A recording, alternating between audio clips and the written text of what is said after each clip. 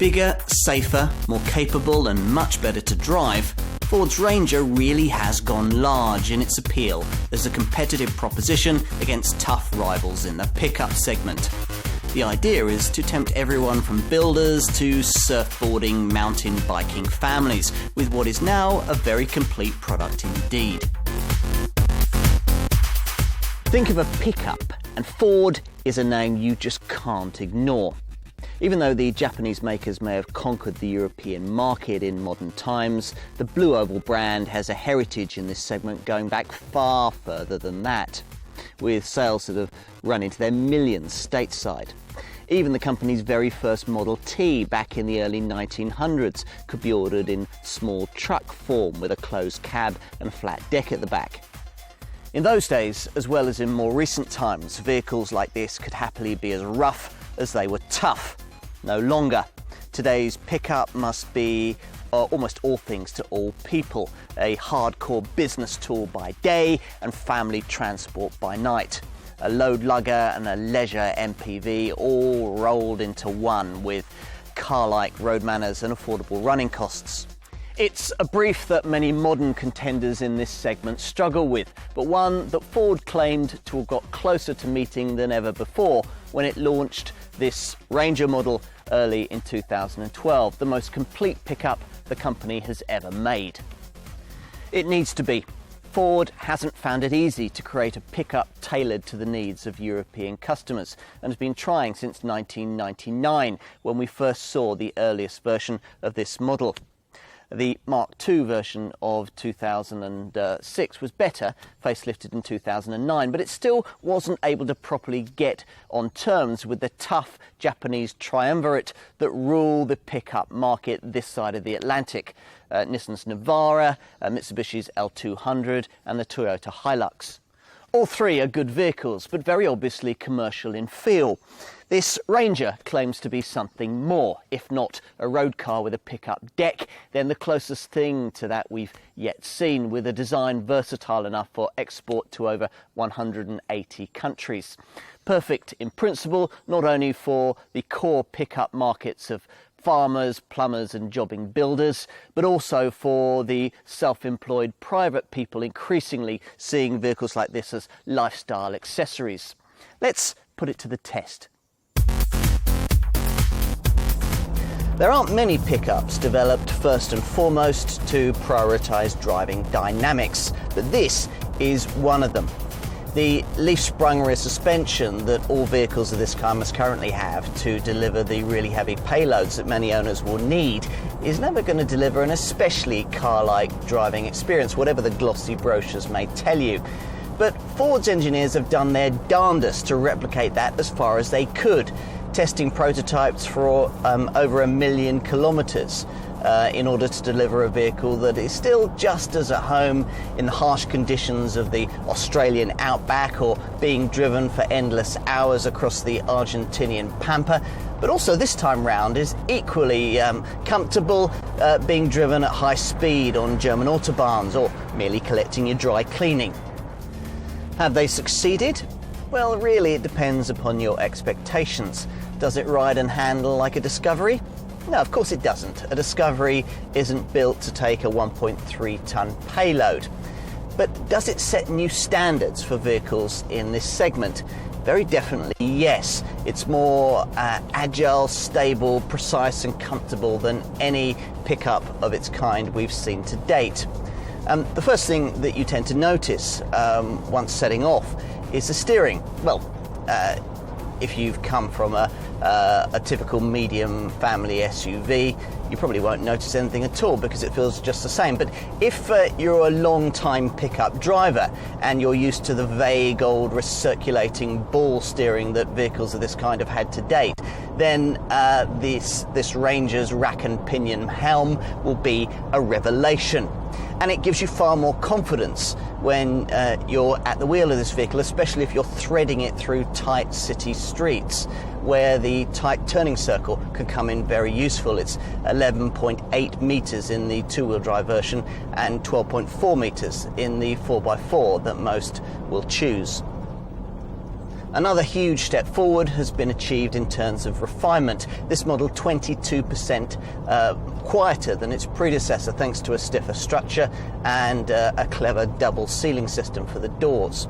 It makes you far more likely to want to take this vehicle on a longer journey and far less likely to leave it at home once the working day's finished if you've also a conventional car sitting in the driveway. But if that's the case, you're going to need to make a few allowances when it comes to ride and handling. You still feel road imperfections that an ordinary family hatch would easily iron out. And of course, especially if you don't have a heavy load in the back, this high-set 2-ton vehicle will deliver plenty more body roll than the SUV set will be used to. Again though, for a pickup, this Ranger raises the standard. Under the bonnet, most models will be sold with the 2.2-litre TDCi 4-cylinder turbo diesel that Ford uses both in its Mondeo and in its Galaxy and S-Max MPVs, here developing either 125 or, as in this case, 150 PS. Now it's a torquey unit, putting out either 330 or 375 Newton meters of pulling power, and that's enough in this 4x4 version to deliver a brake towing capacity of up to 3,350 kilograms. That's a best-in-class figure. For really effortless towing though, you'll need the flagship Ranger engine, a purpose-designed 3.2-litre 5-cylinder TDCi diesel with 200 PS on tap and a lusty 470 Newton meters of torque. Now, this is an engine that's really tractable. You can get most of its pulling power from as little as 1,750 RPM. And it was man enough in Australian tests to pull a 160-ton steam locomotive out of its shed. But whatever you choose to tow, you'll be able to do it safely thanks to a really clever trailer sway control system that is able to automatically check when your trailer is beginning to snake and unobtrusively bring things back under control. Transmission choice with both the two more powerful models is between a surprisingly slick 6-speed manual gearbox or the 6-speed automatic that I've opted for here, that's clever enough to alter its change patterns based on your driving style and the terrain you're on. And of course, if you're a typical Ranger owner, you'll be wanting to put its all-terrain capability to the test on a reasonably frequent basis, which is why, though there's the odd 2-wheel drive entry-level variant in the range, most of the lineup is based around 4-wheel drive models like the one I'm driving here. As usual with vehicles of this type, this one runs in 2-wheel drive most of the time, unless you rotate this little controller by the gear stick to the 4H or 4 high range setting. That'll be fine giving you 4-wheel drive for slippery tarmac or grassy fields, but for anything more arduous than that, you'll want to rotate the controller further to the 4L or 4 low range setting. That'll give you a seriously capable set of off-road ratios. Thus equipped, you can start to make full use of what is a very confident mud plugger indeed, assisted by the way that key components like the fuel tank have been placed right up high, facilitating a decent ground clearance of 229 millimeters. Now, that in turn enables useful approach and departure angles of 28 degrees. On slopes, you'll be assisted up by a hill start assist system and helped down by hill descent control. Axle articulation is excellent. Sideways slopes of up to 25 degrees can be traversed, and water of up to 600 millimeters in depth waded through. There's also a TCS traction control system clever enough to sort out the level of torque to the exact amount that can be delivered to the ground through the wheels, prioritizing the wheels that have most traction and stopping any that start to spin. Now, almost the only major global market in which you won't find this Ranger is that of the US. Apparently it's not big enough. Seems pretty large to me. Almost 5.5 meters long and with a bulk quite intimidating enough to frighten away fast lane dawdlers. But just as the drive is these days a little more sophisticated, so too now is the look. Australian designer Craig Metros has kept it as square as any pickup should be, but sculpted the shape to make it more modern and aerodynamic.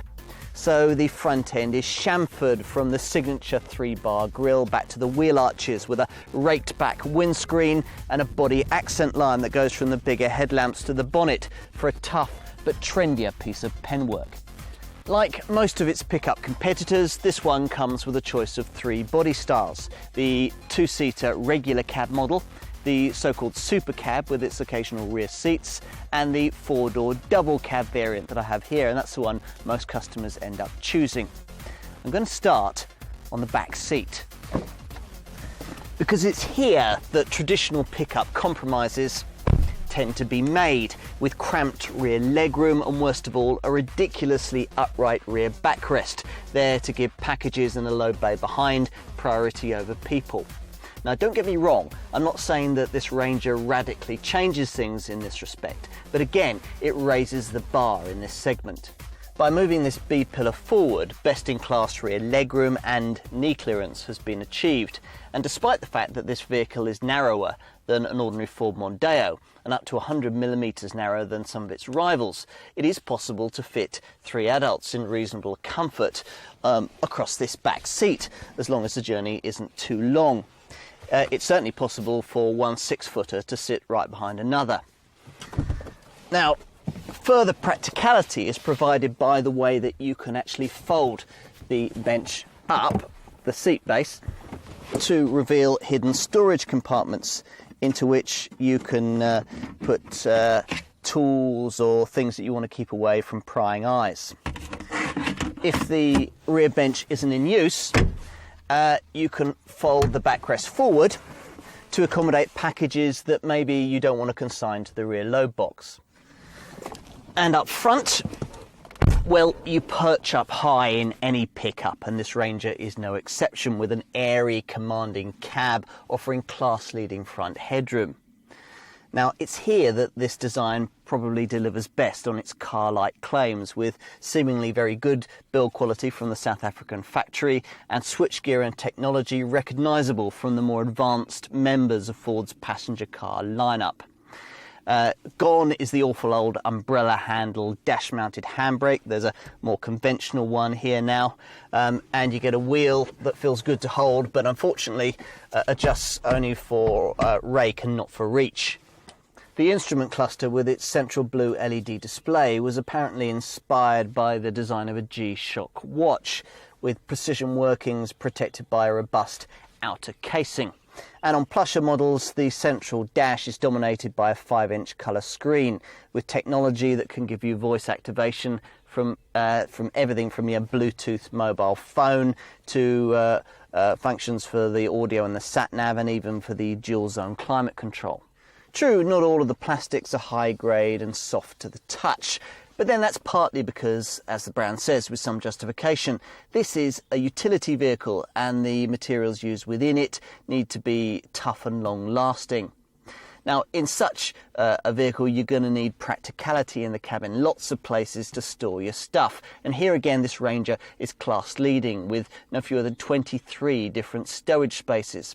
Everything from somewhere to put your sunglasses to door bins capable of swallowing a 1.5-litre bottle, to a glove box that can take a 16-inch laptop computer, can holders, and an 8.5-litre centre stowage bin that can optionally cool up to 6 different drinks cans. It can also shut away the smelliest Indian takeaway. Below a tray on the top that's moulded to take a mobile phone and coins. For the first time, Ford is marketing this Ranger as part of its passenger car range, but its commercial competition hasn't changed, so you'd expect tight pricing against rival models, and you'd be right. So, what will you be looking at, excluding the dreaded VAT that most businesses will be able to claim back? Well, the farmers and builders that will be examining the entry-level 2-seater regular cab model will get a choice of either 125 or 150 PS versions of the 2.2-litre TDCi diesel at pricing ranging from £15,000 to £16,500. With the Super Cab body style and its useful occasional rear seats, you only get the 150 PS version of the 2.2 litre diesel. But you do get a wider range of trim variants, with the entry-level XL model being built upon by further XLT and limited variants, at pricing ranging between £16,000 and £21,000. Now, whichever of these two body styles you choose, there's a £1,000 premium if you want to go from a two-wheel drive to a four-wheel drive model.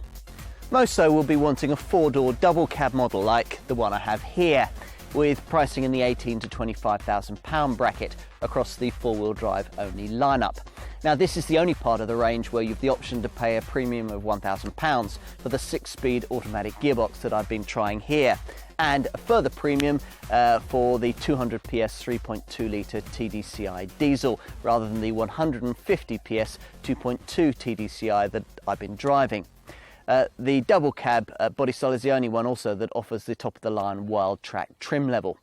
As to how these figures stack up against obvious rivals, well, the regular cab and super cab models compete most directly with similarly powered versions of the Toyota Hilux and the Isuzu D-Max with similar pricing. Here though, I'm going to focus on the four-wheel drive double cab models.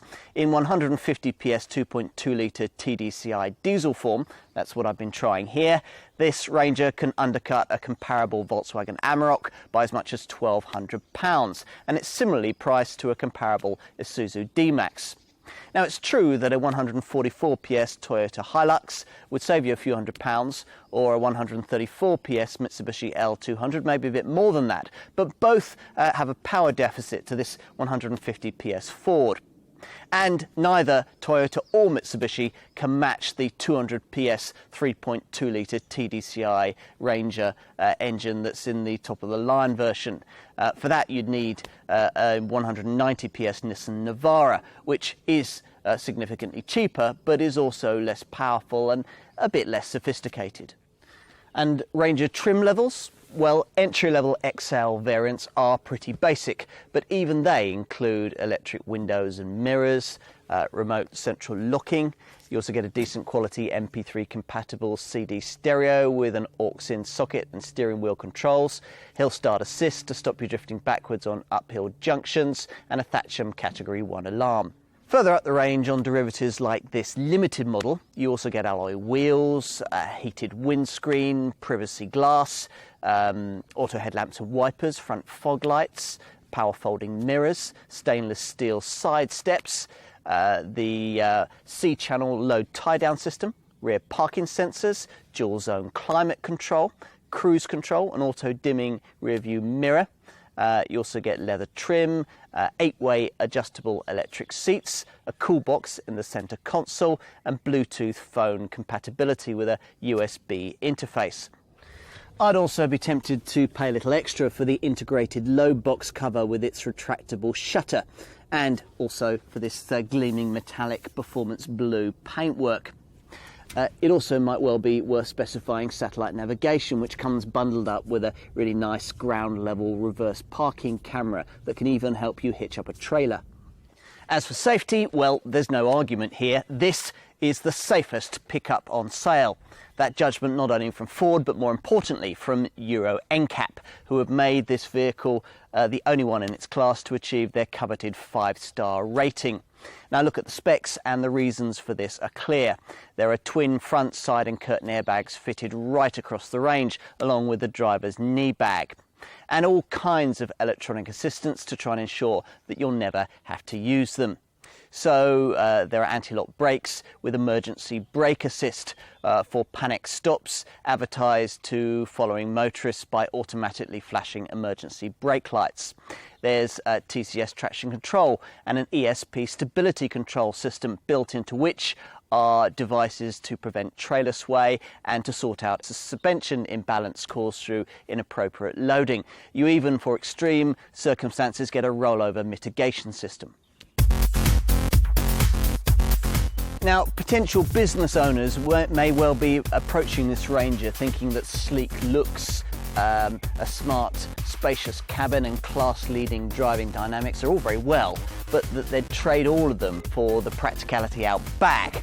that will determine how this vehicle can earn its keep? Well, they don't have to. Thanks to a bigger overall size, including the longest wheelbase in the class and a higher belt line, this Ford's load lugging stats are as good, if not better, than any of its competitors.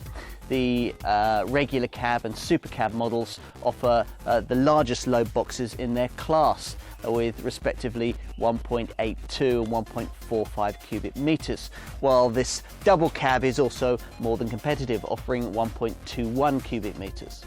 If you want a few more specifics on that, we're talking about a load box depth of 511 millimeters and a load box length that, depending on the variant, will run from the 2,317 millimeters you get in the regular cab to the 1,847 millimeters you get in the super cab to the 1,560 millimeters you get in this double cab body style.